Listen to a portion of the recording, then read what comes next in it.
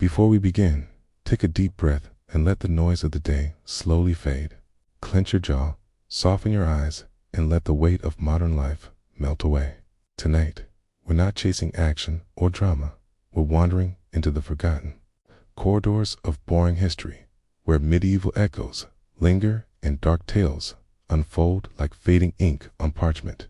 Welcome to Midnight Sleepless, a resting place for tired minds, where the Middle Ages, ancient empires, and strange, dark history stories drift by like soft clouds. Here, knights, castles, and quiet empires return not with a roar, but with a whisper. Let me know in the comments, where in the world are you listening from, and what time is it there, okay?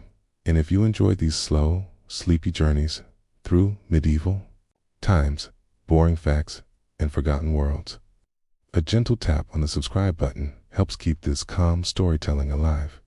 Now, let the story begin. The small village of Montclair lay in the shadow of dark forests and rolling fields, where winters were long and summers uncertain. For the peasants who lived there, survival was not about abundance, but about learning how to stretch every crumb, every scrap, and every handful of ash into something useful. Nothing was ever wasted. Bread, bones, and ashes, what might seem to others as refuse, were the very tools of endurance in their fragile world. The crusts of bread was the heart of life in Montclair. It was baked in clay ovens once or twice a week, a ritual that drew the village together. But flour was precious, milled from barley, rye, or wheat, depending on what the fields yielded. No crumb could be spared. When loaves hardened with age, villagers did not discard them. The stale bread was grated into crumbs, mixed with water or milk to thicken soups and stews. Mothers broke the crusts into bowls for their children, softening them with hot broth. Even moldy bread, carefully scraped, was toasted again near the fire until crisp enough to be edible. Old bread served more than hunger. It became a way to trade. A sack of dried crumbs could be exchanged at market for salt or a lump of cheese. In lean winters, crumbs were sprinkled into boiling pots of cabbage, turning thin water into something resembling a meal. Bread was not just food, it was currency, comfort, and survival itself.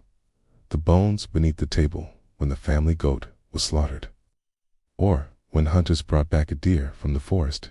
The feast was small but precious. Villagers devoured the meat with gratitude, but the bones were never thrown to the dogs without thought. First, they were boiled. The marrow inside, rich and fatty, was drawn out into broth. Even after hours of simmering, when the flavor was gone, the bones found another life. Crushed with stones, they became powder to enrich thin porridge or ground into meal for the chickens.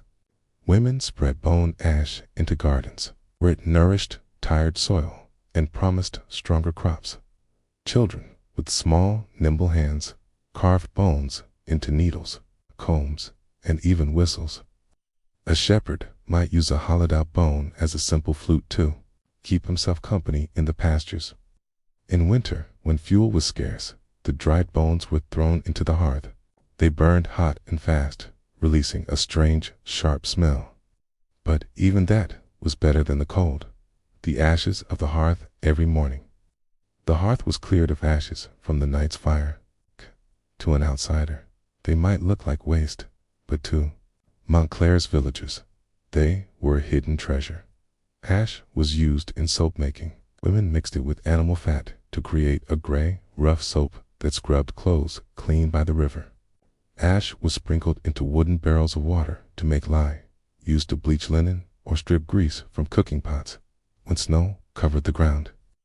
Villagers spread ashes along paths to prevent slipping. Farmers mixed it into their soil, believing it strengthened their crops. Hunters rubbed their clothes with ash to mask their human scent in the forest. Even sickness was fought with ashes. A thin paste of ash and water was pressed onto insect bites to calm swelling, or rubbed onto gums to soothe toothache. The bitter taste of ash in the mouth was a cure for stomach illness, though few took it willingly. A winter of hunger. The hardest winter came when the fields yielded little. Snow blanketed Montclair, and famine crept from house to house. Bread grew scarce. Bones were chewed until brittle. And ash became more precious than gold in one cottage. A grandmother named Yvette told her grandchildren stories as she scraped the last crumbs into their wooden bowls. She boiled bones 3 times, each pot thinner than the last, until only cloudy water remained. She stirred ashes into their stew to make it thicker, whispering to the children that this was stone soup, magic that gave strength. The villagers shared what they could. One family traded bone needles for stale bread. Another gave soap, made from ashes, in return for a warm cloak. Life became a cycle of exchanging what little remained, and still they survived. The village of Alderwick lay nestled in the curve of a river. A scatter of thatched cottages, muddy tracks, and kitchen gardens hemmed in by hedgerows. Life there was marked by rhythm, the crow of roosters, the toll of the church bell, the shifting of seasons that ruled when to sow and when to reap. Yet, behind that ordinary flow, every villager knew that sickness and injury could undo it all in a breath, for such times when fever raged or wounds festered. They turned not to the priest alone, nor to the distant Lord's physician, but to a quiet woman with bundles of herbs hanging from her rafters. Her name was Mistress Ellsworth, some whispered. She was old, though her hair still bore streaks of copper under its gray. Others said she had studied under a traveling wise woman years ago. She lived on the far edge of the settlement, in a low stone cottage where smoke curled lazily from the chimney. And the air always smelled faintly of dry thyme, smoke, and crushed flowers. Ellsworth's cottage was more than a home. It was a place of remedies, of whispered cures and faith in small pouches tied with string. She was no doctor, nor did she claim to be, yet her neighbors trusted her in ways they would never dare admit to the church, for Ellsworth carried a knowledge older than sermons, one held in roots, seeds, and leaves. The herb pouches her remedies were as humble as they were mysterious. Inside the rafters of her home hung pouches, small cloth bags tied with flaxen cord. Each contained something different: dried lavender blossoms for sleeplessness, yarrow leaves for bleeding, willow bark for aches, marigold petals for wounds. She claimed the pouch worked best if it was kept close to the body, tied around the neck or slipped beneath a pillow. Children believed them charms, like talismans to chase away shadows. Mothers clutched them when fever struck. Farmers tied them to their belts during harvest, hoping to keep their backs strong. Ellsworth never gave them freely. She pressed them into rough, calloused hands with instructions: steep this pouch in hot water, breathe the steam, or keep this dry. Hang it over the cradle. Her voice was calm, never hurried, as if she had all the time in the world. And though she asked no coin, she often received gifts instead: eggs, a loaf of bread, a rabbit snared in the wood. A village in the winter that settled over Alderwick in the year of this tale was cruel. Frost crept into the bones of cottages, and the river lay stiff under ice. Food grew scarce. Coughs echoed at night through thin walls. One evening, a boy named Robin was brought to Ellsworth's door. His mother, red-eyed from crying, carried him, bundled in blankets. His breathing was ragged, his lips tinged with blue. "Please, mistress," the woman begged, kneeling as though before an altar. The priest prayed, "But my boy only worsens. They say you know things." Ellsworth took the boy from her arms without a word. She laid him by the hearth, her palms light upon his chest, listening to the rattle within. From a shelf, she took down a pouch filled with dried elderflowers. She boiled them with honey, steam rising in fragrant curls. She pressed a cup to Robin's lips, coaxing him to sip. "Elder fights the cold in the blood," she murmured. She laid another pouch of thyme and sage above the hearth, letting the air fill with its sharp scent through the night. And the boy's mother kept vigil, wiping sweat from his brow, feeding him spoonfuls of broth when he stirred. By dawn, his breathing eased, the rattle subsiding. His mother wept again, this time with gratitude. Word spread quickly. Weth saved the miller's boy. The villagers repeated it, half in awe, half in fear, whispers and watchfulness, but not all looked kindly on her. Father Bernard, the parish priest, frowned upon the healer's popularity. To him, remedies outside prayer and holy blessing reeked of superstition, perhaps even sin. He warned in his sermons, beware the snares of the devil. He hides in charms, in muttered words, in false healings. Still, the people of Alderwick did not stop climbing the path to her cottage. A mother with milk that would not come, a shepherd with a swollen knee, a girl with night terrors. They came quietly at dusk or dawn, slipping away before too many eyes could see. Elswyth, for her part, asked for no loyalty, no praise. She worked silently, her life bound to the small tasks of crushing herbs, grinding roots, sewing pouches, and tending her own little garden, even in the thin soil of winter. She did not seek to rival the church, only to ease suffering where she could. The quiet remedies what made Elswyth's touch different was not only the herbs she used, but the way she treated those who came to her. She listened. Farmer's wife came complaining of sleeplessness, worn thin from tending children and beasts. Elswyth gave her a pouch of lavender, yes, but also a listening ear. You must rest, she told her softly. Give your body peace as well as your mind. Take time to breathe, not only to toil. A boy with a festering cut was given marigold, salve, and bandages, but also encouragement to keep it clean, and a smile that reminded him not all grown folks scolded too many. It was the kindness in her voice, the calm presence in her hearth-lit room, that soothed as much as the herbs themselves. The trial of fire and faith that winter deepened, bringing hardship to every cottage. Then came a day when the Lord Steward fell ill, a man of rank, not accustomed to the healer's pouches. He suffered a swelling of the joints, his hands near useless, his temper fouler still. No prayers availed him, no imported medicines from the city eased his pain at last. His desperate wife sent secretly for Elswyth. When she entered the steward's chamber, Father Bernard himself was present, watching with narrowed eyes. What can a woman with pouches of leaves do here? He demanded. Elswyth did not answer him. She knelt by the steward's bed, unwrapping a small pouch filled with willow bark and nettle.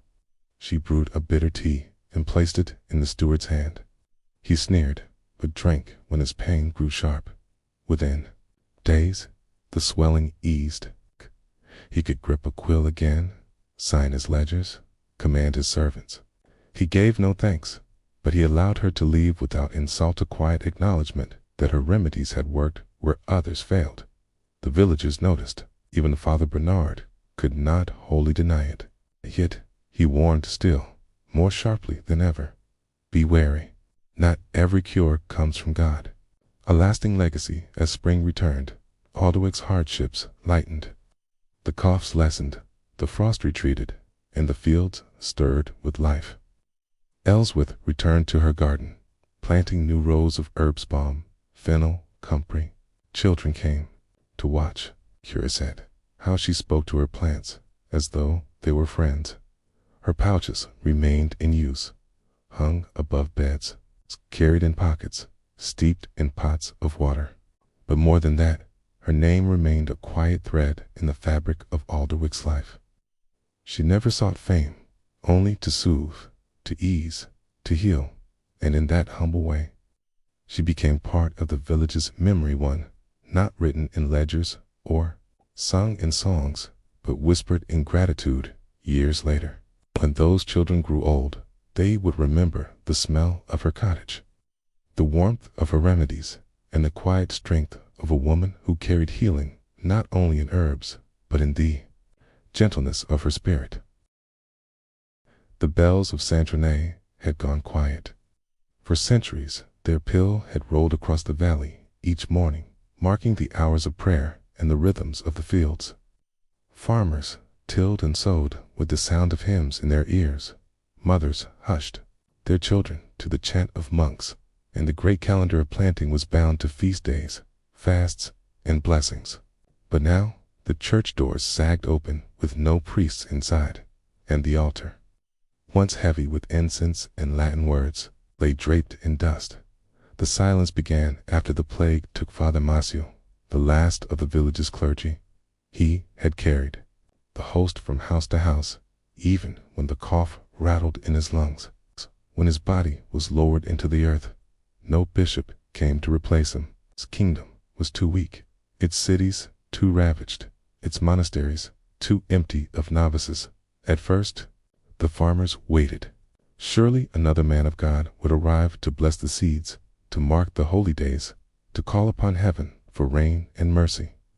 But the weeks slipped into months, and the silence of the church grew heavier. The villagers turned their eyes to the earth itself, unsure of how to till without divine command. The first season without the clergiate was old Jane, bent as a scythe and twice as sharp, who finally broke the waiting. He gathered the villagers at the edge of the commons and pointed with his stick toward the thawing fields. "Wheat doesn't wait for prayers," he said. "If you don't sow now, you'll eat nothing come winter. The saints won't bring bread if we don't scatter the grain ourselves." But some still feared.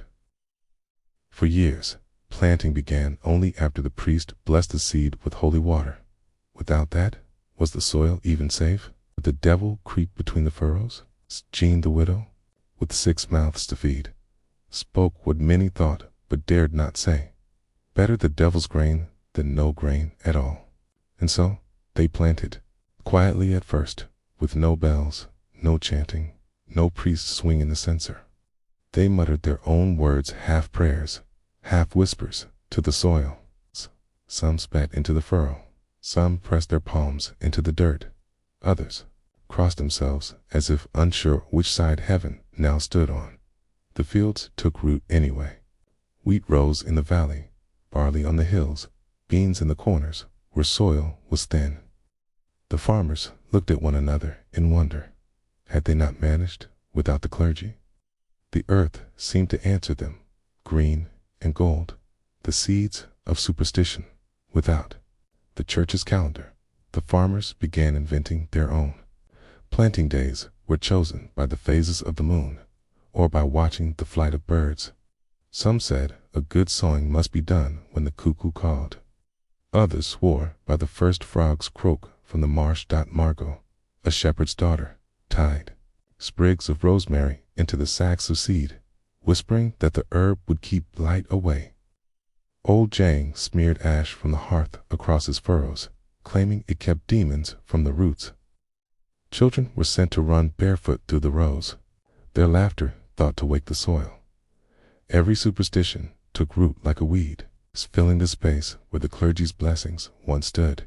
Some of these rituals worked only because they gave courage, but courage was enough to keep hands steady and fields tended. A harvest of questions when the first harvest came in. It was neither cursed nor blessed, was simply abundant. The granaries filled, the sheep fattened, the air smelled of bread again. Yet, with plenty came unease. "Who do we thank?" asked the miller's wife as she scooped flour into a sack. The old pattern was broken. There were no processions to the church, no candles lit before saints. Some thanked the Virgin anyway. Others muttered thanks to the river, to the wind, even to the soil itself. One night, a group of farmers gathered around the fire in Jang's cottage, debated until the embers dimmed. "If we can plant without priests and harvest without them, what need have we of their Latin and relics?" asked one man. "Careful," another warned. glancing toward the church's dark silhouette. Their God still hears, even if their priests do not speak. Gan only grunted, sipping his ale. Or no God, the seed grows where we bury it. That's the only truth I trust. The return of fear, but the silence of the clergy was not without cost. When a summer storm flattened a field of barley, whispers spread. Perhaps God was angry at their arrogance. When a cow died birthing its calf, some claimed it was punishment for planting without blessing. Fear returned, creeping like mildew in the corners of cottages. People argued over whose rituals worked and whose offended heaven. Rosemary charms, ash, moon phases, each method was praised when luck held and blamed when it faltered. Then came the second winter without priests, when wolves prowled closer than usual, and a sickness took several children. Mothers wept, begging for a priest to return. But none came. The roads were still broken, monasteries abandoned, bishops far away in their jeweled cities. The farmers realized no one was coming to save them. They would have to save themselves. The third planting, a new order by the third spring. Something remarkable had happened. The farmers had begun keeping their own records. A boy named Etienne scratched notes in charcoal on scraps of parchment. Which days the wheat sprouted, which moon brought the best beans, which fields yielded more after. Spreading Ashdod, the records grew, season after season. Knowledge replaced blessing. Observation replaced ritual. Instead of waiting for the clergy to tell them when to sow, they trusted their own eyes, the budding of the hawthorn, the thaw of the river, the smell of wet earth, and yet they did not abandon all faith. On the first day of planting, the villagers gathered in the empty churchyard. They brought baskets of seed, not to be blessed by holy water, but to be shared among neighbors so that none would sow empty fields. They sang not hymns in Latin, but rough songs in their own tongue, praising earth, rain. In the sun, it was not the old religion, nor quite a new one. It was simply what the farmers made in the silence, what they planted beyond grain in those years of silence. The farmers planted more than wheat and barley. They planted resilience. They planted memory. They planted a quiet rebellion against the order that had bound them for centuries. Children grew up never having seen a priest sprinkle their fields. For them, the rhythm of life was measured by the turning of the soil and the signs of nature. They learned to read the sky instead of the calendar of saints, and in their songs, passed from mouth to mouth, grew the first seeds of a different faith, not in distant clergy, but in the land beneath their feet, the echo of silence. Decades later, when new priests finally came sent by bishops to reassert the church's hold, they found a village transformed. The people listened politely to the Latin blessings, but when the priest raised his hand over the seed sacks, many farmers felt a smile tug at their lips. They knew that grain grew with or without his words. The bells rang again, but the silence that had once haunted the valley had already taught its lesson. The earth answers those who tend it, not only those who pray over it.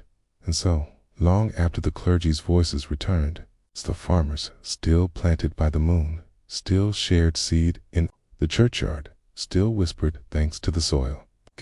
For in the silence, they had learned that faith can take root in furrows just as surely as in pews. The dawn crept softly across the rooftops of Saint Michel, a small French village nestled beside the slow, glinting waters of the Seine.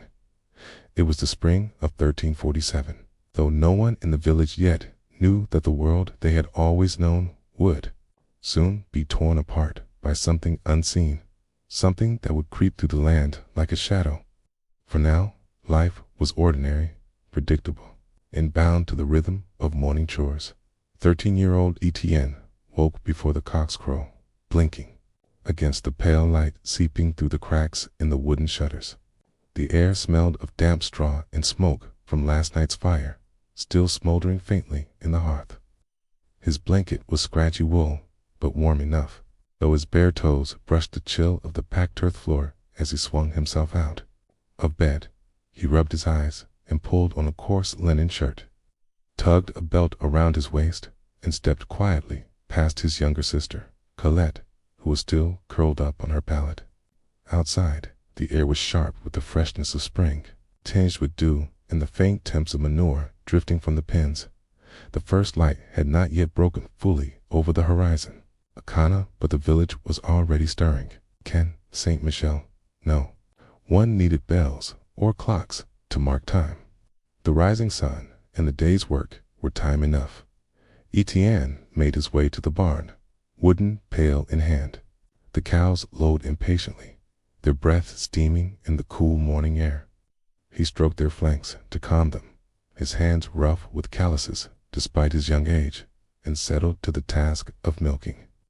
The steady rhythm of it pull, squeeze, release was like a song he had always known. His father, Henry, was already outside, chopping, kindling.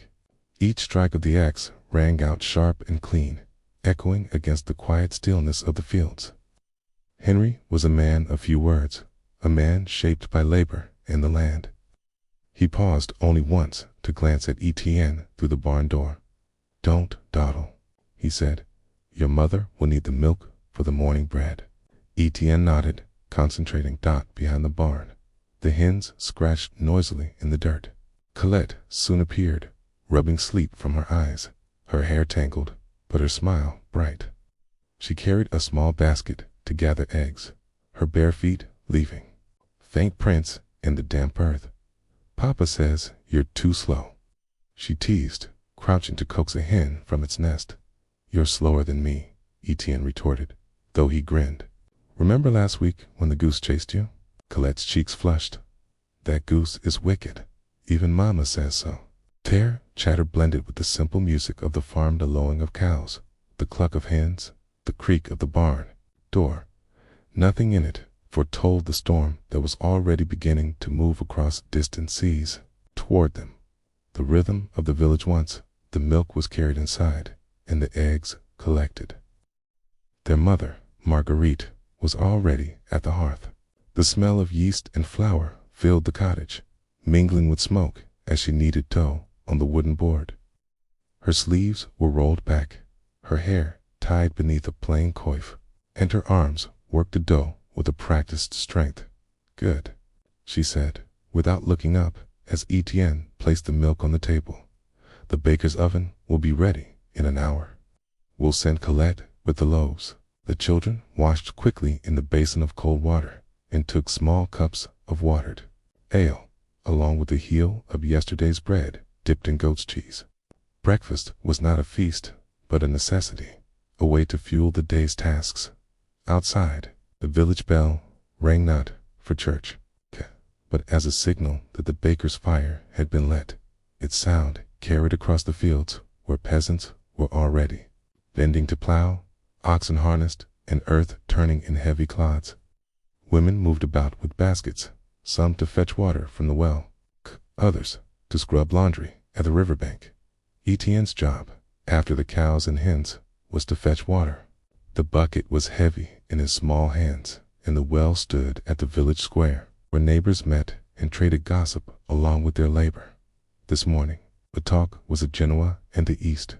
A merchant had come through the previous week, telling stories of unrest in distant lands, of wars, and of ships carrying strange sickness. The villagers listened with the half-interest of those whose own lives were already full. "Pa," muttered old Ale, the blacksmith, wiping sweat from his brow, though the morning was still cool. "There's always sickness somewhere. God sends it where he wills. What matters is the harvest here." The women nodded, though one crossed herself quickly. Etienne filled his bucket, straining under the weight as he carried it back to his mother. He thought little of the gossip. For him, the day was measured not in rumors, but in the weight of chores: feeding goats, gathering wood, helping mend a fence where it sagged, the quiet before by midday. The sun warmed the fields, and the smell of fresh bread drifted from the communal oven. Children played at the edges of the green, their laughter carrying lightly across the air. Dogs barked, chasing after sticks. The sound of hammer on iron rang from the smithy, and the church bell tolled noon. It was an ordinary day. A day like hundreds before Marguerite set the loaves on the table, their crusts golden, steam curling from within. Etienne tore a piece and dipped it into a bowl of lentil stew, savoring the warmth that filled his stomach. His father spoke little during meals, but once, he remarked, "If the harvest is good this year, perhaps we'll have enough to repair the roof before winter." His mother smiled faintly, and enough to buy Colette new shoes. They all laughed, though Colette pouted, wiggling her bare toes beneath the bench. The afternoon chores awaited mending nets for the river, turning soil for the kitchen garden, gathering herbs from the hedgerows.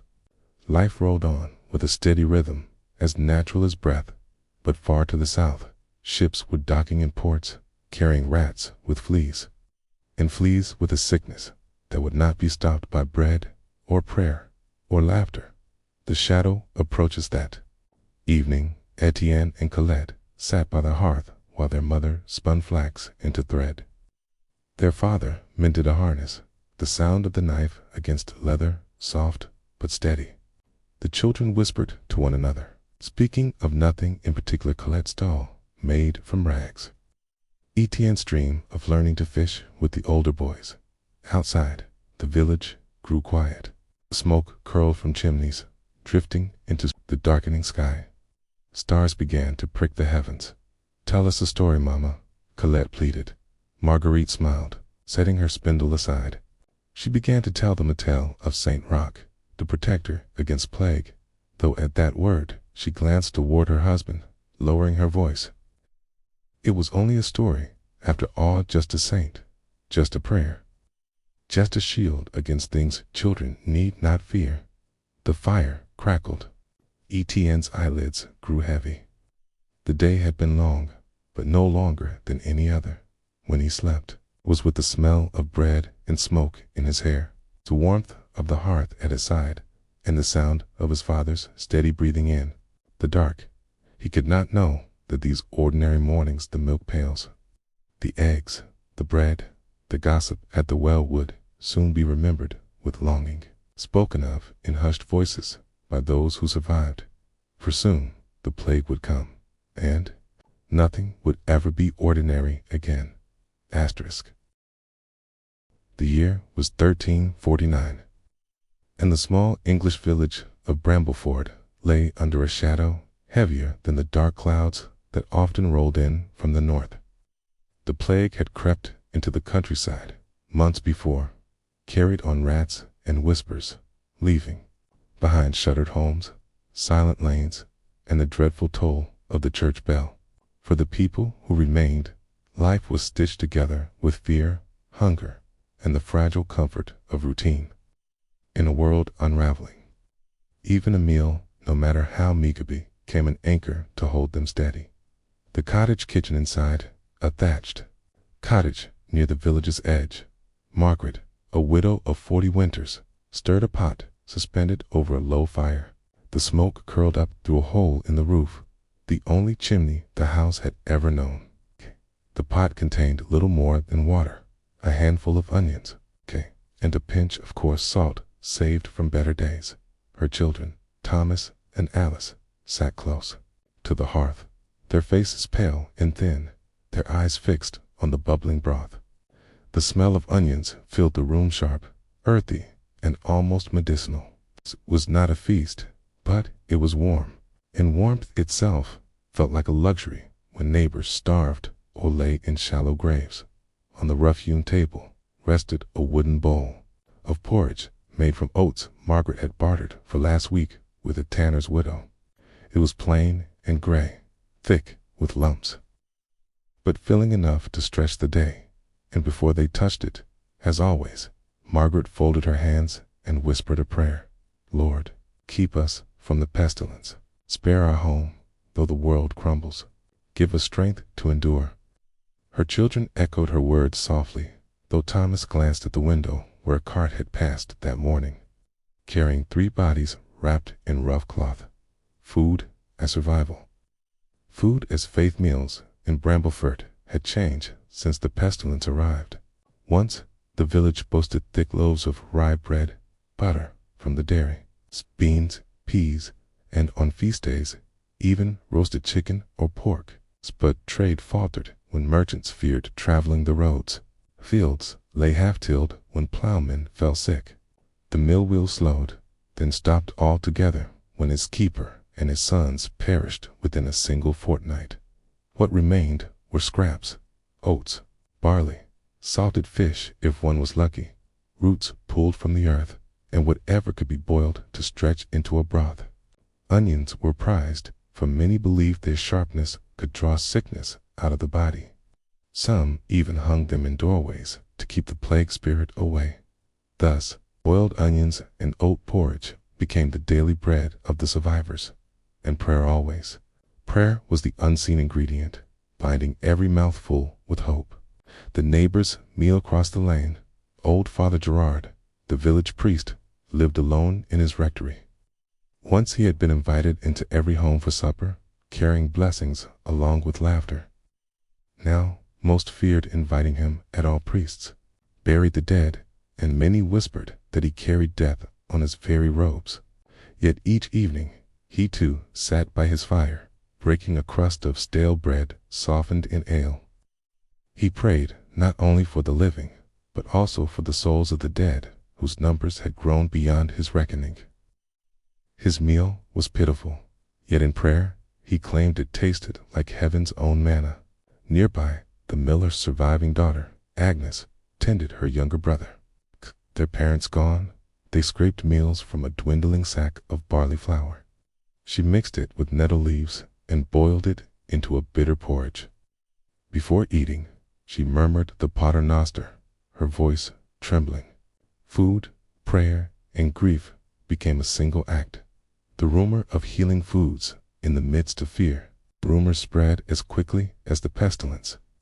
Some claimed garlic could ward off death, so cloves disappeared from the market within days. Others swore by vinegars so villagers soaked bread in it, coughing as the sourness burned their throats. A traveling peddler had once promised that dried figs and almonds would keep the plague away. But few could afford such luxuries. Margaret remembered the herbs her mother once gathered: sage, rosemary, thyme. She tucked a sprig into the boiling pot whenever she found one, though she doubted whether it healed or only masked the taste of thin broth. Still, when the children ate, their faces softened, and for a few moments they were only hungry, not afraid. That was healing enough. A meal interrupted one gray afternoon as the pot of onions simmered. A knock sounded at the door. Margaret froze. Few dared to visit. She opened it cautiously and found Agnes standing there, her eyes red, her little brother shivering beside her. "Please," Agnes whispered. "Our fire has gone out, and the porridge will not cook. Might we share yours?" Margaret hesitated only a breath before stepping aside. Fear of the plague gnawed at her, but she knew the loneliness of hunger too well. She ladled broth into 2 wooden bowls, the liquid thin but steaming. Agnes whispered thanks, and together the small company sat around the fire, slurping broth, chewing oats, and bowing heads in prayer. It was not abundance, it was not safety, but it was community, something nearly lost to fear. The toll of the bell outside, the bell of St. Cuthbert's, tolled again, heavy and slow. Another soul gone. The sound made the children's spoons pause in midair. Annis's brother whimpered. "Eat," Margaret urged gently. "The bell will ring no matter what we do. Better we eat while we may." So they ate, and when they finished, Margaret spoke another prayer, this time aloud for all. "Lord, grant peace to the dead and mercy to the living. Keep us strong through hunger. Keep us faithful through fear." Her voice wavered, but the children echoed her words. And in that moment, the room felt steadier. as if the very timbers of the cottage leaned in to listen. What remains as weeks dragged on, the meals did not improve. Sometimes the pot held only oats, sometimes only roots, sometimes nothing at all but boiled water flavored with a pinch of salt. Yet every time, before hands reached for the bowl, prayers were spoken. Boiled onions, porridge, and prayer. That was what kept Bramblefoot survivors tethered to life when so many threads snapped. For food filled the belly only for a while, but prayer filled the soul with a strength that hunger could not erode. And in a season when the world seemed abandoned, that strength was its own form of nourishment. Asterisk. At the far end of the village, beyond the crooked cottages and the chapel with its quiet bell, there stood a well-stone ringed, moss-covered, always cool to the touch. It had been there longer than memory, older than the thatch on any roof, older even than the carved U-cross set into the chapel door. Generations had drawn from its depths wooden pails dipped at dawn and dusk, hands cupped to sip, laundry rinsed in its overflow.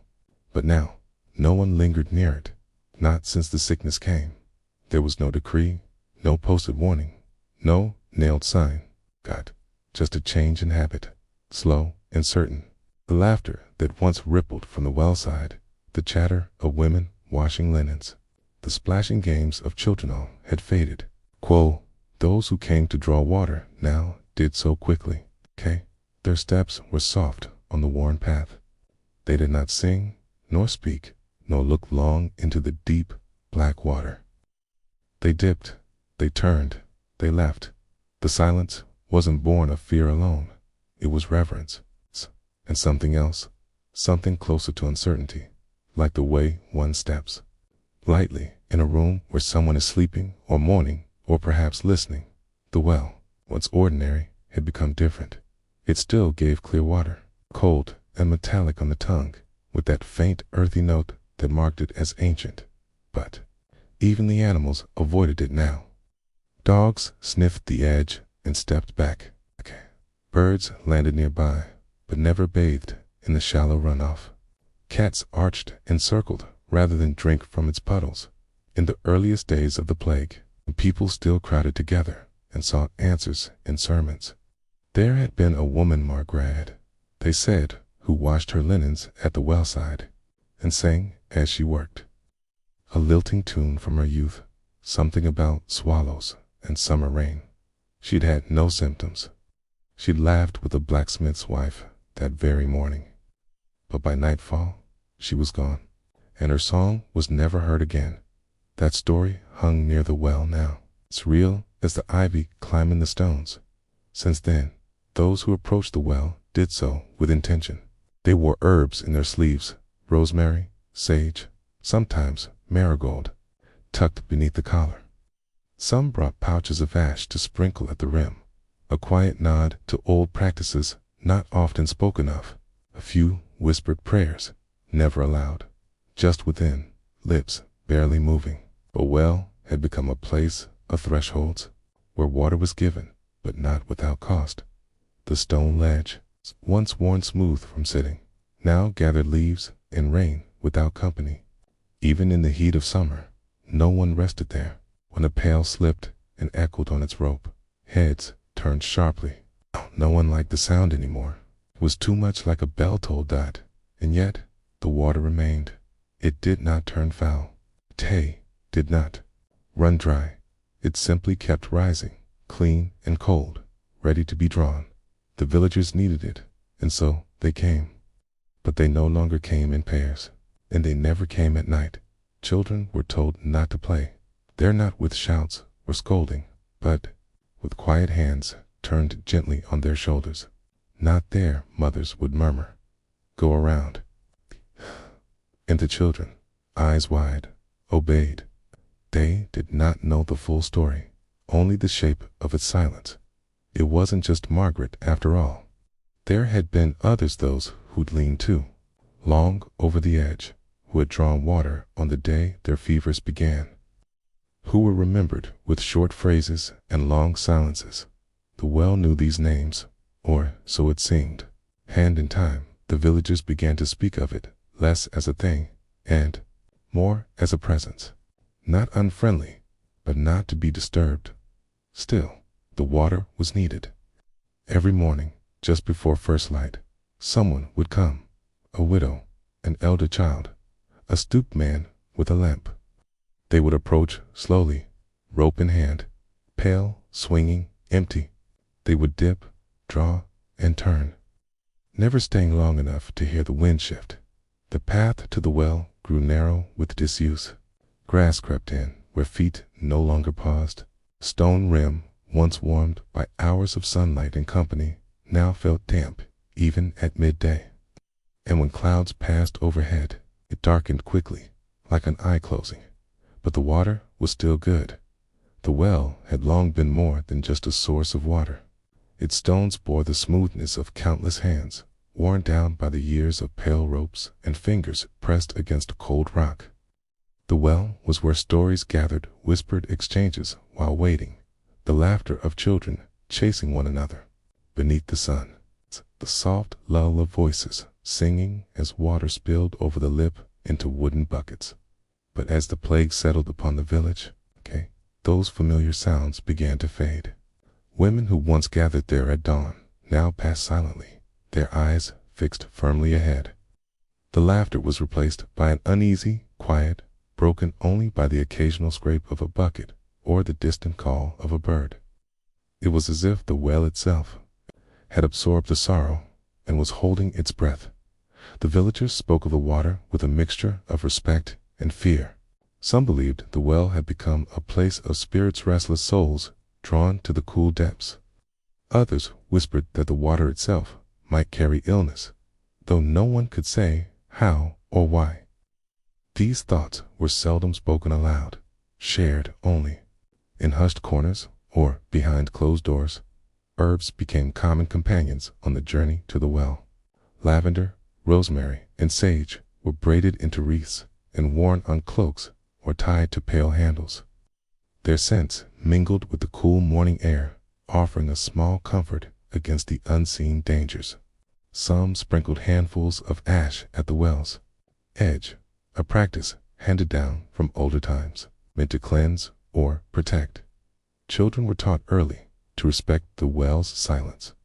They knew not to shout or run nearby, to lower their voices as if in a sacred place. Tales were told of those who had lingered too long by the water's edge and later fell ill, cautioning against idle curiosity. The well path became a quiet thoroughfare, used with care and urgency. Despite the fears, the water remained vital. It was drawn each day for cooking, washing, and drinking. The buckets creaked softly as they were lowered and raised, the ropes slick with moisture and moss.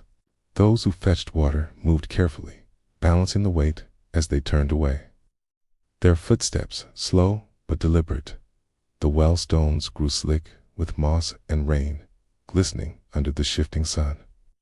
The ring was dotted with small plants, wild thyme and creeping ivy that clung to the edges, softening the harshness of the stone to collect it on the leaves, shimmering like tiny jewels in the morning light. Even the animals sensed the change. Dogs hesitated at the well's edge, noses twitching, but bodies reluctant. Birds would land briefly on nearby branches, but never dipped into the water. The natural world seemed to acknowledge the well's altered presence, giving it space within. The landscape, at dusk, when shadows lengthened and the village grew quiet, the well stood like a sentinel. The air around it cooled, heavy with the scent of damp earth and lingering herbs. Occasionally, a figure might pause at the path's bend, glance briefly toward the stone circle, then move on without drawing water. It was a place of absence and presence, both empty and full, a wellspring, not just of water, but of memory and unspoken loss. The villagers carried that silence with them, a reminder woven into daily life. And so, while the well continued to give, the village had learned to take with gentleness quiet hands, soft voices, and hearts mindful of what lay beneath the surface. As the days folded into months.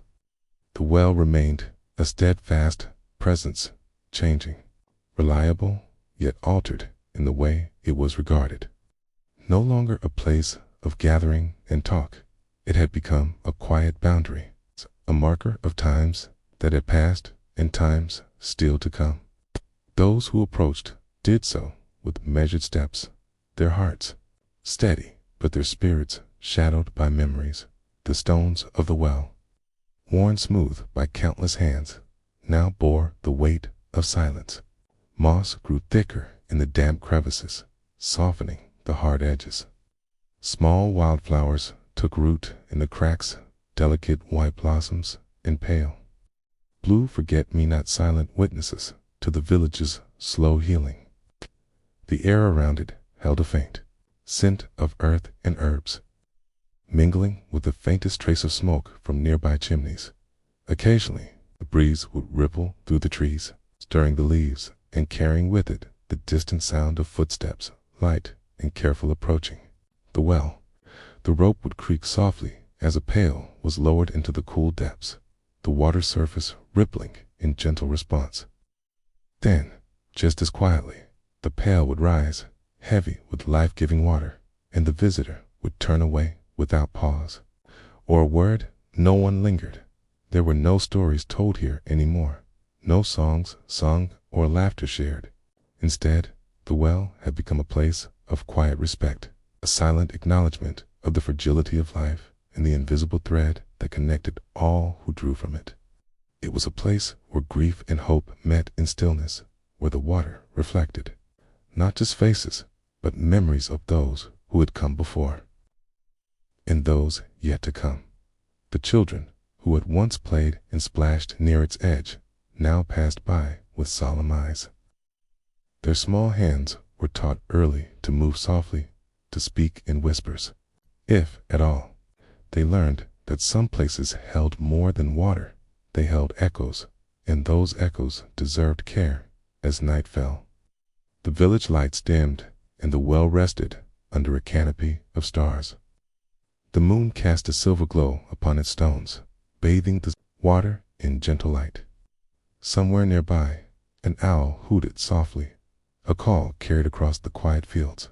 The world seemed to hold its breath with the well wrapped in the same gentle stillness, and in that stillness, there was a kind of peace, not one born of forgetfulness, but of acceptance, of knowing that even in silence, life flows, that even when voices fall quiet, the earth continues to turn, and the well continues to give. The well was no longer just a source of water. It had become a place of remembrance, a place where absence was felt as deeply as presence. It's a place where the village, in all its quiet resilience, could come together, not in words, but in the shared act of drawing life from the depths below. And so, the well remained silent, sacred, steady, in a time when the usual deliveries from town slowed to a trickle, and the roads between villages were often empty or barred. Households learned once again the ancient craft of making soap from what was close at hand. The scent of fresh soap, familiar and gentle, had long been a marker of cleanliness and comfort. But now it took on a new importance and act of care, preservation, and quiet resilience. Soap made from tallow was no luxury. It was a necessity.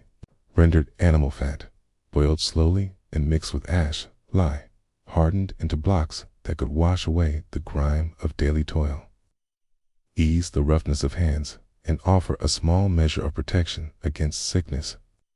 It was a substance born of fire, water, earth, and patient labor, an alchemy as old as villages themselves. The process began long before the soap appeared. It started with the careful saving of fat from the animals that sustained the household. The last scraps of bacon, the drippings from roasted joints, the suet trimmed from the kidney saw collected and stored in clay pots or wooden buckets. The fat was cooled and skimmed, then rendered gently over a low flame, turning opaque and fluid like warm honey. Meanwhile, ash was gathered from the hearth fires, sifted through fine cloth or woven baskets to remove char and charcoal, leaving a soft gray powder. This ash was soaked in rainwater or well water and left to steep, releasing its lye caustic liquid necessary to transform fat into soap. The lye water was clear, faintly yellowed, and carried a sharp, smoky scent. Mixing the rendered fat with lye water was done slowly and carefully. The two combined in a large iron cauldron or earthenware pot, stirred continuously with a wooden paddle. The mixture thickened as it cooked, changing from separate liquids into a creamy, smooth mass. It was a transformation, both chemical and symbolic, the humble ingredients becoming something new, something clean. The scent of the soap making filled the cottage and the yard outside, sharp and earthy, mingled with the smoke of wood fires and the lingering aroma of drying herbs hung from rafters. It was a smell that spoke of domestic life, of persistence, of hands kept working despite the hardships beyond the door. Once thickened, the soap was poured into wooden molds or old troughs lined with cloth. It cooled slowly, solidifying into dense blocks. These blocks would be cut into smaller pieces as needed, wrapped in linen, and stored near the hearth or in cool cellars. The soap softened with use, yielding to the warmth of water and skin, but it lasted through many washes. Soap made in this way was coarse and often streaked with ash. It lacked the perfumes and oils of traded soaps from town, but it served well. It cleaned pots and pans, hands and faces, linens and clothing. In a world where trade was scarce and markets uncertain, this soap was a small bastion of normalcy, a daily ritual that tied households to a long lineage of makers and keepers. Making of soap was often a communal affair. Neighbors shared lye water, passed along hardened blocks, helped each other with the heavy stirring and pouring. It was work done mostly by women and elders whose knowledge came not from books, but from years of observation and hands-on practice. This shared craft wove bonds as strong as any prayer or pact. The act of cleaning, of washing away the dust and sweat of the day, became more than routine, was care for the body, care for one another, even in the shadow of uncertainty. These small acts of washing and tending brought comfort and quiet strength. The making of soap in the village was a careful balance of timing and patience, as much a part of the household rhythm as planting or harvesting. It was not a task taken lightly, for the ingredients were precious and the process demanding. Each step was marked by subtle changes, the way the fat melted slowly, pooling golden and thick in the cauldron. The moment the clear lye water deepened to a milky sheen, the thickening mixture that clung to the wooden paddle as it stirred dot in early mornings. The air would be crisp and sharp, carrying the faintest hint of smoke from distant chimneys. As women gathered around large iron pots or open fires, their sleeves rolled and hands steady, soft scrape of wooden paddles breaking the quiet, the occasional murmur of instruction or observation. The sound of boiling fat was low and steady, a soothing pulse beneath the work. The fat used was not just from any animal, but carefully chosen scrap suet from kidneys, trimmings from cured meats, and the occasional marrow-rich bone fat. It was saved from meals long past, collected with care and never wasted. The rendering process rendered it into a translucent amber liquid, thick but fluid, warm against cold fingers. Ash for the lye was gathered from the hearth fires, sifted through coarse linen to remove charred pieces, and then steeped in water collected from rain or wells. This water slowly turned caustic, releasing alkalis that would, when mixed with the fat, triggered a slow chemical magic of soap making. The lye water was never clear for long, its scent, smoky and sharp, hanging in the air like a promise. The mixing was a ritual in itself. The fat and lye were combined slowly, the cauldron's contents stirred carefully to avoid spilling or burning. As the mixture thickened, it began to lose its separate colors and textures, blending into a creamy mass. Hands scraped the sides of the pot with wooden paddles worn smooth by generations. Faces were calm, focused. There was no rush. Once the soap reached the right consistency, it was poured into molds, usually wooden troughs lined with linen or carved boxes. The blocks cooled over days, hardening and darkening with the passing of time. The freshly cast soap had a rough surface, often marbled with streaks of ash or flecks of fat that had not fully blended. It lacked the smoothness or scent of the traded soaps brought from distant towns, but it was valued all the same. Soap was used sparingly. A small block might last weeks. Each use softened by water and rubbed carefully between palms before lathering hands, face, or garments. Clothes were scrubbed at the riverbank or near the well, the soap breaking down the stubborn stains of earth, sweat, and smoke. Pots and utensils that clinked in the hearth were washed to a dull shine, freed from grease that could attract pests. The presence of soap in the home was more than cleanliness, it was protection. In times when sickness stalked the village, washing hands and faces was one of the few measures that could be taken to slow its spread. Even if understanding of disease was limited, the habit was ingrained, passed down as wisdom. Soap became a small shield against fear. Making soap also brought the community together. Women and elders shared their knowledge freely, exchanged batches of ash or fat, and helped each other with the heavy pots and stirring. The task was physically demanding lifting, carrying, scraping, but it was done with quiet cooperation and shared purpose. Children learned by watching, sometimes helping with small tasks like gathering ashes or preparing cloth molds. In homes where trade was impossible and goods rare, this homemade soap was a lifeline, bound together the threads of daily survival, hygiene, and comfort. It was a reminder that even in hardship, care could be given and received. That cleanliness was a form of kindness, both to self and neighbor, and through the long days, the rhythmic stirring of fat and lye became a steady heartbeat in the village's slow march forward, simple, humble, but essential. As the soap cooled and hardened, the village's quiet resilience took shape alongside it. So rough blocks, once poured into molds and left to rest, were more than cleaning agents. They were symbols of continuity, small tokens of care crafted from the very essentials of life. Each bar bore the marks of hands steady with purpose, of knowledge passed down without flourish, but with steady reverence. The soap's scent was subtle, earthy, and smoky, with faint whispers of ash and tallow. It clung softly to the skin and lingered in the folds of woolen garments. It carried the memory of the hearth fire, the crisp morning air, and the shared labor that tied village households together through long seasons of uncertainty. In homes warmed by these simple bars, washing became a ritual of preservation. Hands, worn rough by work, were soothed by lather. Dirt was lifted from cloth and skin alike, and the small act of cleansing offered moments of renewal amid the shadows of loss.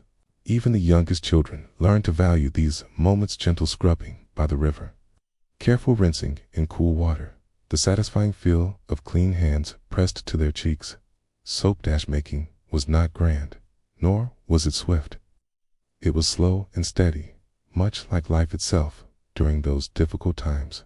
It was an act of patience and humility, a quiet assertion that despite scarcity and fear, the daily rhythms of care would endure. The village, in these humble practices, found a kind of grace not in riches or power, but in the simple, steadfast tending of body and home. As years passed, the tradition of making soap from tallow persisted. Even when trade routes reopened and finer soaps returned to the shelves, many still preferred the homemade blocks, their scent and texture a reminder of resilience and self-reliance. The knowledge was woven into the fabric of village life, taught to children alongside planting and weaving. A heritage of quiet strength, and in the soft, fading light of evening, as the fire's glow dimmed in the village settled into rest. The scent of soap lingered, a gentle reminder that life, like water and fire, was made of small, vital elements patiently brought together. In every lather, every wash, every clean hand, there was a whispered promise to continue, to care, to hold fast.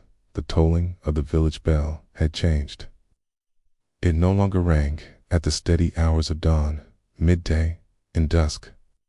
Instead, it sounded irregularly soft, somber, its heavy bronze voice rolling across the fields like a slow wave. It called not to prayer or festivity, but to the weight of loss and the quiet work that followed between the harvests. When the fields lay fallow and the earth seemed to rest beneath a pale sky, the village graveyard grew busier. The soft soil, still damp from autumn rains, was turned over by hands both accustomed and reluctant. The shovels sank deep, carving space in the earth for those who would not return to the hearth. Digging graves was never a task taken lightly. It was a rhythm, different from the steady toil of planting or the measured sweep of broom against stone floors. It was slow and careful, a dance with weight and absence. The air around the graveyard was thick with the scent of wet grass, decay, moss, and the faint, lingering smoke of burning candles left on wooden crosses. The diggers worked mostly in pairs, their breath forming pale clouds in the chill air. Their fingers were numb, even beneath worn gloves, and their bodies bent low, muscles straining against the stubborn earth. Each shovelful was lifted and turned gently, not hurried or careless. The soil was soft but heavy, rich with the memory of seasons past, and it yielded slowly. The graves were dug long and narrow, deep enough to hold a body and cover it safely. Sometimes the earth was too wet, and water pooled in the bottom, requiring cloth and straw to line the pit, to cradle the departed as if in a quiet bed. The stones that marked the resting places were simple, rough-hewn, unpolished, their edges softened by time and weather. At the edge of the graveyard, the village bell stood tall in its wooden frame, its iron clapper heavy and worn. Each toll was measured and slow, as if the bell itself mourned with those who listened. The sound rolled over the fields, dipping into the valleys and climbing the gentle hills, carrying with it a sorrow that was both communal and deeply personal. Families came to the graveyard quietly, some holding small bundles of herbs, rosemary, lavender, or rhuile. Others carried no offerings at all. Children watched from a distance, their eyes wide, learning early the patterns of grief and respect. They learned to keep their voices low, their steps soft on the grass, their hands folded or held tight by a parent. The digging of graves was often done between the cycles of planting and harvesting, a solemn pause in the rhythm of work. It was labor that required strength, but also care, a moment when the earth was both friend and final resting place. The diggers would speak little, the words replaced by the steady scrape of shovels and the whisper of the wind through bare branches. At times, the earth offered resistance. Roots tangled like unseen fingers, stones hidden beneath the surface forced sharp strikes from the spade. The smell of damp earth mingled with the faint metallic scent of rain-soaked clay. After hours of work, the skin on hands roughened, the backs aching from bending. But the task was done with reverence, with the knowledge that each grave was a gift, a place of peace. Amidst uncertainty, the bell's toll would sometimes echo through the village at unexpected hours, signaling the passing of another soul, the beginning of another gravesmaking. The villagers answered not with cries, but with quiet gestures, doorways left open for a moment, bread broken and shared, prayers whispered beneath breath. Nearby, the fields waited. Crops rested beneath the cold sky, their rows dark and soft, with leaf mold and frost. The barn stood silent for a time, its animals fed, but less restless. The village itself seemed to hold its breath between these acts of living and letting go. Even in the shadow of so much loss, life's rhythms continued. The steady turning of soil, the tending of flocks, the soft hum of wool being spun beside the fire. The village was held together not only by hands, but by the shared understanding of the fragile balance between growth and rest, between sowing and silence. And so, in the space between harvests, with the earth soft beneath boots and the bell's voice lingering like a gentle sigh, the village remembered. The graves were dug, the departed laid to rest, and life, with all its quiet persistence, waited patiently for spring's return. The village graveyard lay quietly at the edge of fields where the last harvest had been gathered, and the earth was turning cool beneath the fading light. Rows of rough stone markers, weathered and uneven, stood like silent sentinels amidst the thickening grass. Each stone bore no grand inscription, only the simplest marks and initial, a cross. The faint trace of a date worn soft by wind and rain. Here rested neighbors, kin, those whose names echoed in the hearts of the living, but whose voices had long since faded. Digging graves was a solemn task that demanded more than strength. It required a steady hand, patience, and a quiet mind. The soil, though soft from autumn's rains, often held clods of clay and tangled roots that resisted the spade's sharp edge. Each shovelful lifted was heavy with earth's centrage, and damp mixed faintly with the musk of moss and the sweet decay of fallen leaves. The sound of the blade breaking ground was muted beneath. The low calls of distant birds and the rustle of skeletal branches in the breeze. Those chosen to dig graves were often men of the village, familiar with the feel of the land and the weight of loss. They worked side by side, shoulders bent low, breath visible in the crisp air. Their movements were careful and unhurried, as if honoring the sacredness of the task. Spade's blade cut arcs of soil, turning earth that had once supported life into the final resting place for those who had passed. Sometimes the earth was wet and water pooled in the pit's depths. In these moments, straw was laid carefully on the bottom, cushioning what would be placed above. The straw carried its own scent-dry and sweet, offering a soft bed against the cold, unforgiving clay. On days when frost had begun to harden the soil, the diggers faced a different challenge, breaking through the frozen crust without harming the spade's edge or tiring their arms too quickly. In such times, their work slowed, their breaths growing heavier as cold seeped into bone and cloth. The digging was punctuated by moments of silence and reflection. The bell's toll would drift from the village, its sonorous voice filling the valley with gentle echoes. It was a reminder not just of passing, but of the cycle of time, of seasons, of lives intertwined with the land. As the spade struck earth, the diggers' thoughts might turn to those now resting beneath their feet, to the families who would gather soon, to the quiet rituals that would follow. Grave digging was often done between the seasons, after the last sheaf was bound, and before the first seed was planted.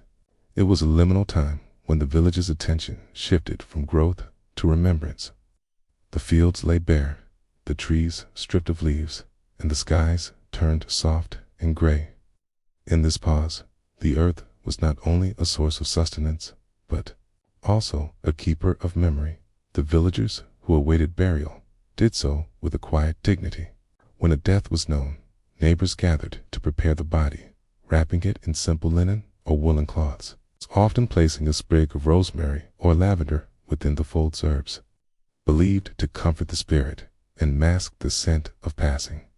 These small acts of care, done in hushed tones and gentle hands, connected the living to the departed in a circle of love and loss. At the time of burial, the village assembled by the graveyard. The mourners came clad in homespun wool, darkened by smoke and wear. Their faces were lined with sorrow and resilience. Some carried small bundles of herbs or simple wooden crosses, while others stood silent, hands folded, eyes lowered. The ceremony was brief and solemn, led by the eldest villager or a trusted neighbor. When clergy were absent, as words were spoken, softly verses learned by heart, prayers whispered into the chill air, or simply moments of shared silence. As the body was lowered into the freshly dug earth, a hush fell over the crowd. The soil was gently shoveled in, each handful falling with a muted thud, covering the form like a tender quilt. The grave was shaped, carefully leveled, packed, sometimes marked with a simple wooden stake or a small stone gathered from the nearby brook. The act was final, but also a beginning, a return to the earth from which life itself had sprung. After the burial, those gathered would linger briefly, sharing memories in low voices. They might speak of the departed's kindness, their laughter, the small acts of generosity that had marked their days. In this sharing, grief was softened, carried not alone, but among many. The village's bonds, frayed by loss, were quietly renewed. The graveyard itself was tended with care. Paths were swept free of leaves, stones were reset if they shifted or cracked, and wildflowers were encouraged to grow. During warmer months, children might be seen picking daisies or buttercups along the edges, their innocent play a contrast to the somber stones. The scent of earth and bloom mingled with the faintest traces of incense or burning herbs left at a graveside, and beyond the graveyard, the fields waited patiently. The soil, freshly turned in places, held the promise of spring. Frost might yet linger on the edges of furrows, but beneath, life stirred quietly, seeds resting, roots holding fast.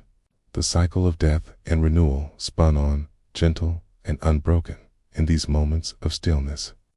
With shovels set aside and the bell's last toll fading into dusk, the village breathed as one. Bound by loss, yes, but also by enduring care, the care of hands that dug with reverence, of hearts that remembered, of earth that held both, the care with which the earth was tended.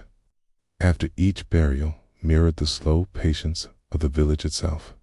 Hands once roughened by plowing or spinning now moved with gentler purpose among the stones and grass, smoothing paths and clearing fallen leaves.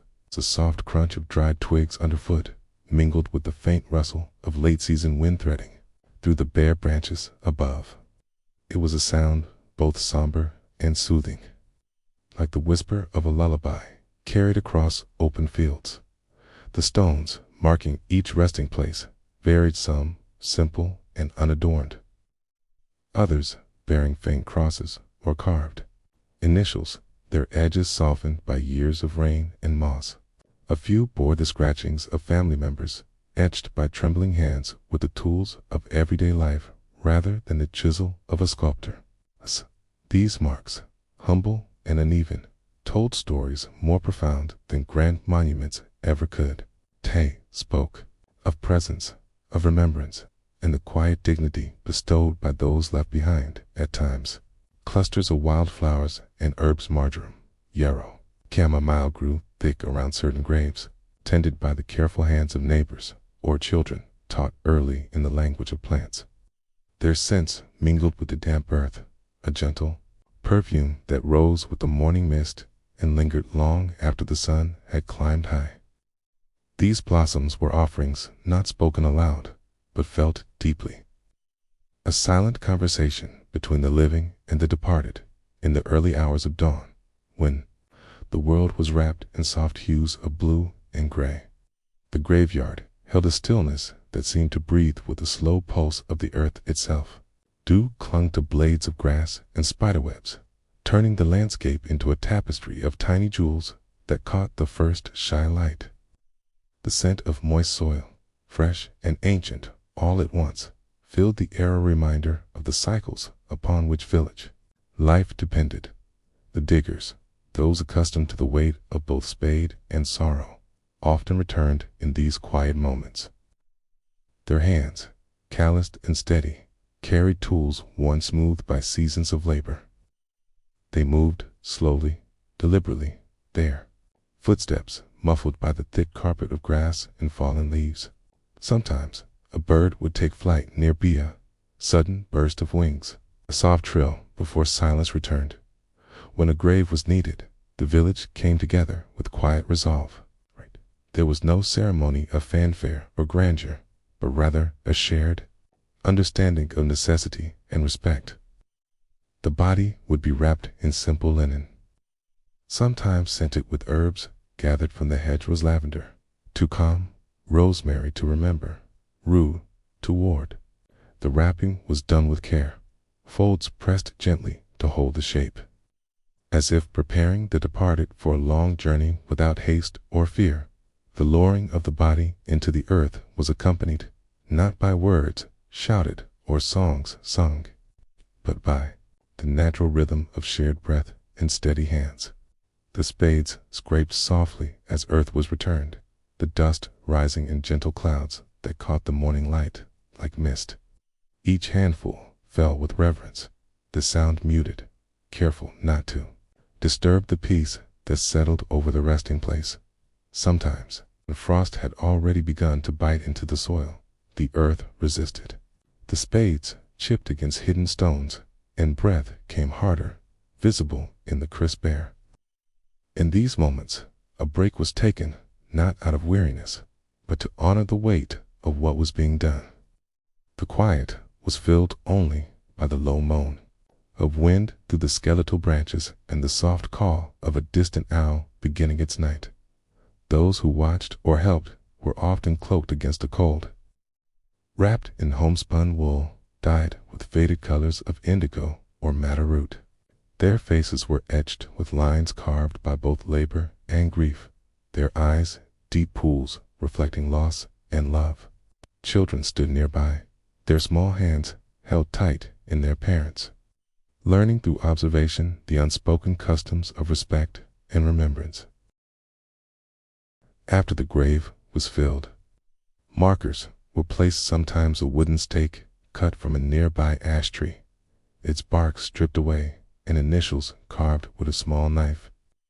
Other times, a simple stone gathered from the brook, smoothed by years of flowing water. The markers were not meant to last forever, but to hold a place, a memory, for those who walked the earth long after. The village bell would toll then, sound a deep, sonorous echo rolling across the hills. It called not to prayer, but to pause to acknowledge the passing, to bind the community in shared mourning. The rhythm of its ringing was irregular now, attuned not to the clock, but to the lives it marked. Each toll carried with it the weight of a story, of a family's sorrow, of the steady march of time in the hours that followed. The village moved with a gentleness born of collective grief. Doors were left ajar for a moment, fires dampened early, meals taken in quiet reflection.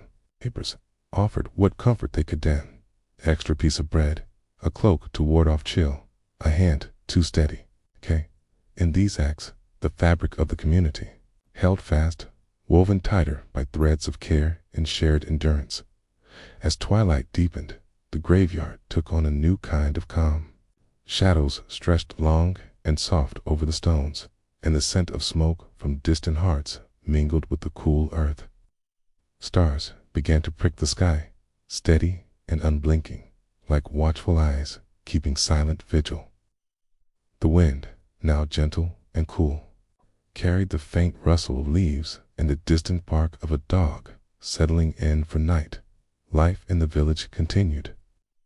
Despite the ever-present shadow of loss, the fields lay bare, resting beneath the frost and the quiet hope of spring. The barns, though emptier, held their vigil over what remained. The steady hands that dug graves were the same that sowed seeds, mended tools, and tended flocks.